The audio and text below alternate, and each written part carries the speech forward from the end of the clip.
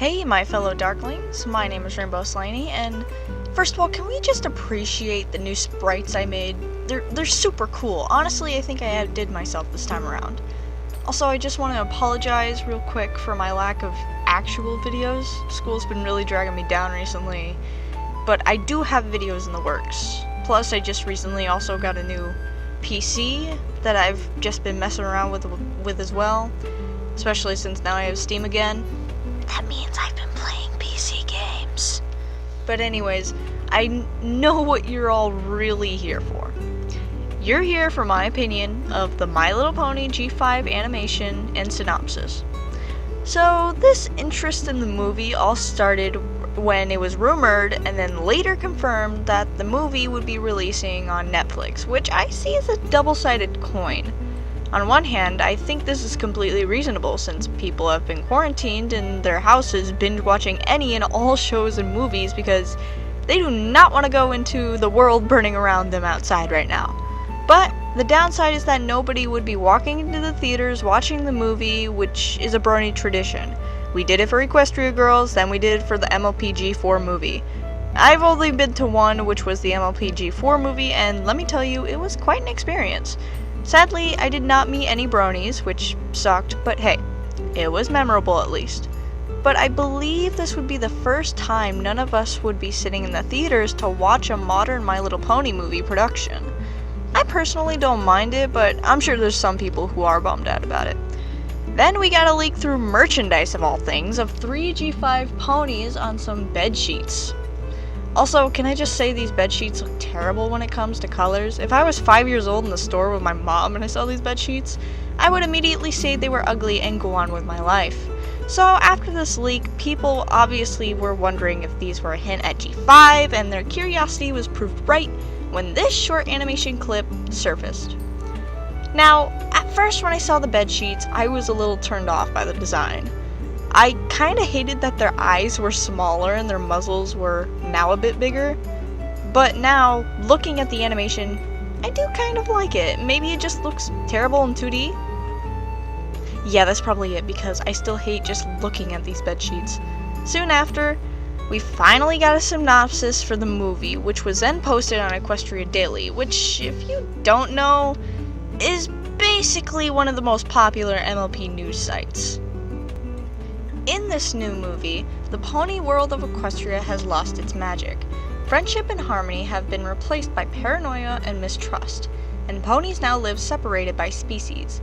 Sunny, a feisty and idealistic young Earth pony, is convinced there's still hope for this divided world, but her slightly misguided and often hilarious efforts to change the hearts and minds have led to her being branded as a misfit. When Sunny befriends a lost unicorn named Izzy, who wanders innocently into the Earth-friendly town of Maritime Bay, the town has had enough. Izzy and Sunny must embark on an epic adventure that will include a daring jewel heist, outrageous conspiracy theories, elaborate musical numbers, and the world's cutest flying Pomeranian. Their adventures will take them to faraway lands and force them to challenge the status quo by facing their fears and making new friends out of old enemies. The world Sunny has dreamed of her entire life could finally become a reality as Sunny and her newfound friends fight to prove that even little ponies can make a big difference. To be completely honest, I personally think that this sounds more like a prequel to G4 than a sequel. But judging by these screenshots of the main character, Sunny, in her room, it's obvious that this does take place in the future with the lamp and the posters of the G4 ponies' cutie marks.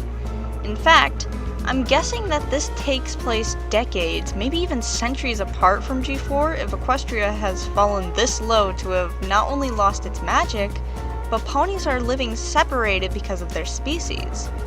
I kind of wonder if maybe this will even include the Wendigos in the movie as well, since ponies living separated in distrust of each other is what awakened them in the first place in G4.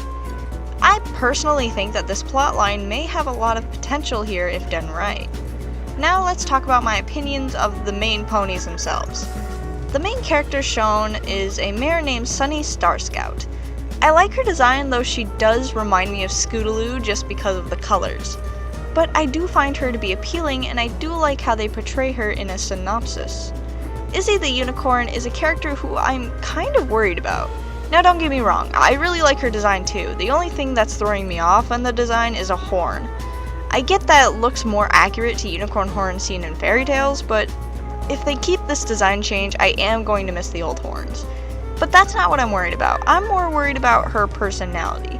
She is shown to be an eccentric and even quirky kind of character, but I'm a little worried that she might just become this generation's Pinkie Pie, but with a different design. And I really do hope that that's not the case here.